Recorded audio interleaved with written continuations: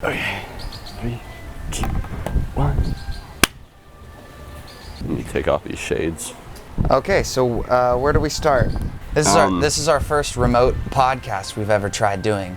It's exciting. Right, and I am on a big beach in the middle of somewhere.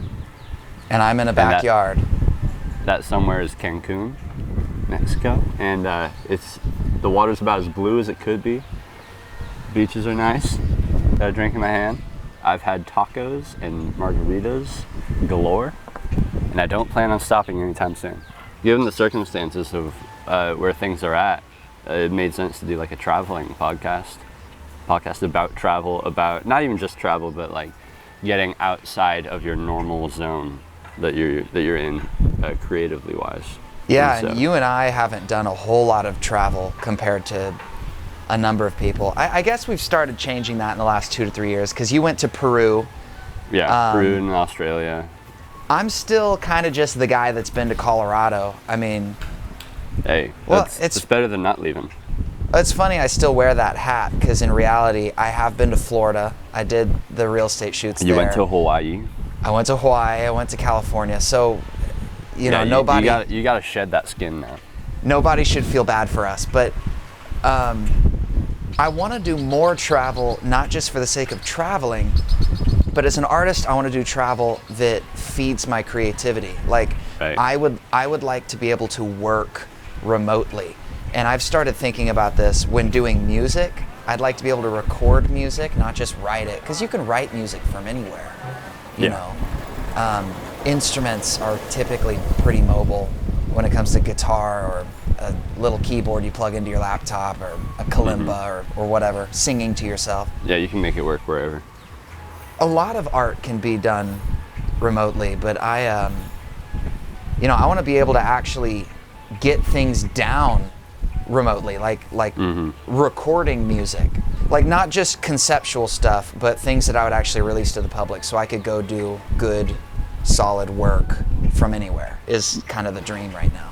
No, yeah, I'm with you. I get reminded of an artist that I saw on Instagram who, and I'm sure that plenty of people have done this, but like when they're traveling, usually it's when they're on tour, and so that would make sense. But they'll like take all of the mattresses from their hotel rooms and stack them together to make a recording booth in the hotel room. Like, it's not just travel for sake of travel or getting out of your home for sake of it, but being in new environments and trying to create new environments is something that sparks a different kind of creativity than normally would if you're just like sitting in your same room trying to force creativity out of yourself. Yeah, because even when you and I were living out of our cars in the alleyways of Salida, Colorado, you know, I was more of a hermit. I would stick and stay wherever we woke up, typically, and just work on my computer. Sometimes I was so lazy and uninspired that I would stay in my car and just turn it on and plug my laptop into the outlet in my car and work from there. Yeah, I couldn't do that. And you were always going to places to change your environment. Like, there were like how many coffee shops were there in Salida that you would rotate between? There were a surprising amount of coffee shops in Salida, and I think like the main ones that I switched between there were like 5 or 6 total that I would go to here and there, and then I would go to the park sometimes. I would go to a friend's house, and through doing that, there's a few things that happens. It's not just changing up your environment, but it's also like I actually met a good amount of like people that, aside from being friends, were like experiences with people also were able to spark new creativity rather than just being my own like lowly hermit self, which I can easily do sometimes if I'm not trying not to. Yeah, I mean, I enjoyed having Jeff's guitar shop or the church that they let us stay in, but I guess I liked those spaces too much because I didn't diversify very much. But now I'm getting into this mindset, like really random spots to go and sit. Like, everything's mobile. Like, you set up a foldable table, you unfold your chair, you get the gear out that you brought, and you just kind of start getting creative. You know, Oh, maybe a couple months ago I went to Tyler, Texas to visit my grandparents, and on the way there's these wheat fields that are like straight out of a Ghibli film, right? And there's windmills everywhere, not that far off from the road that you're driving on. And I just thought, I'd love to come to this small town. It'd be a 2-hour drive, right? But that's not that crazy. If I woke up in the morning, drove there, set up at the base of one of these giant windmills, and just did creative, artistic work from that environment all day long, I can't imagine doing that and then thinking, oh, this wasn't worth it. You know, Right. It's 4 hours of driving, 2 in the morning, 2 at night, but that seems so easy when you think about the opportunity you've given yourself to feel what that's like, I guess, to get out there and be creative in that environment.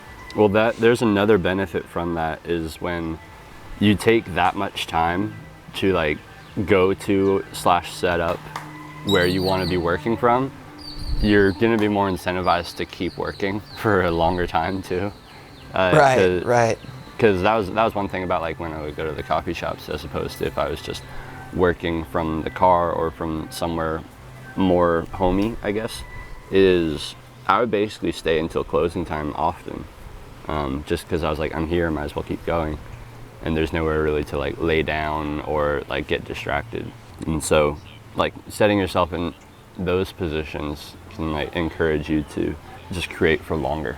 Yeah, no, that makes sense. And I think the main point I want to hone in on in this episode, with the little bit of time we have left, is like, even if you're at home like I am, there's multiple rooms in this house that I could shift between. Like even being out here on the back porch during summer, or spring, you know, is a lot different than always working from the kitchen or always working from the bedroom.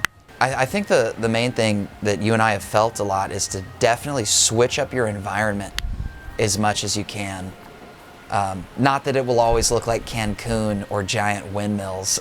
Right, yeah. There are times that it'll look incredible and larger than life, and there are times that it'll look more mundane, but there can be a lot of inspiration in the mundane. Yeah, definitely. But even a step further, getting to a point where you're willing to take a 2-hour drive, you're willing to dedicate a day to being an artist, dedicate a day to being creative and going somewhere. That's like stepping in, all in, you know, just for a day. But I don't know a lot of people that do that besides Carl Ortman that we met in Salida. Right. Like, that's one guy in my entire life that I've met that gets up every day and goes and does something like that. And he actually has a lot to show for it. Yeah. And it just really makes me want to do that too. I think one of the reasons is something that I still struggle with that I've talked to you about before. Feeling like if it's something that's not really helping you survive, like the immediate needs, like, you know, making money or something like that, a lot of times it can feel like it's not being super productive, even though if that's what you want to be doing, it absolutely is. Like, right. And so a lot of times it might be hard for me to justify spending that much time into just setting up an environment for myself, but the payoff, like we've said, is well worth the time.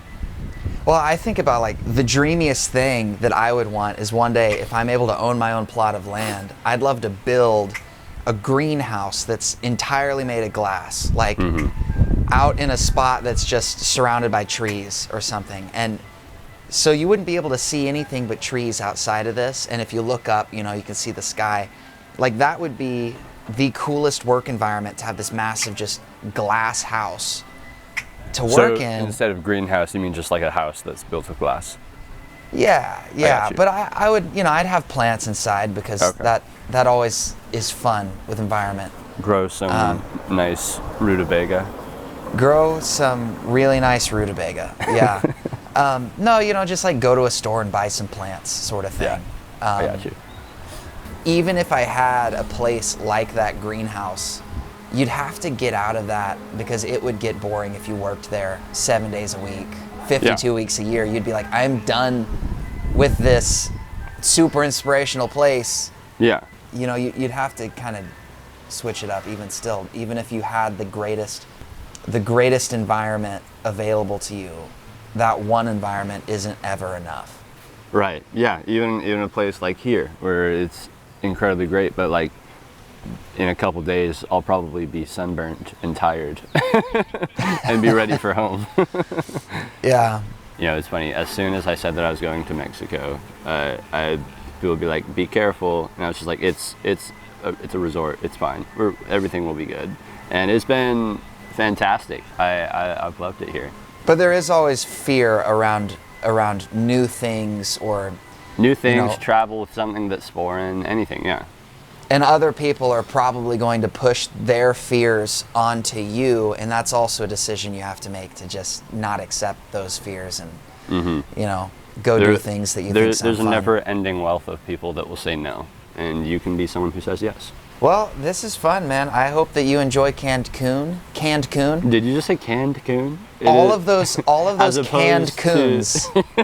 Yeah, as opposed to fresh coon. Yeah. Well, we all love fresh coons. They walk around on their back feet and carry food around. Very cute. Very cute. Right. Yeah. So enjoy those canned coons, and let me know, you know, as soon as you get back, what our next podcast episode should look like, because I think I'll be in Austin, and I don't know if you even have a place to be yet. Yeah. I mean, I guess I'll find out when I get back, because I have no idea either. I'm not gonna worry about it till I do. All right. Well, yeah. Good luck finding a home in the next month, and enjoy Cancun. And I'll talk to you later.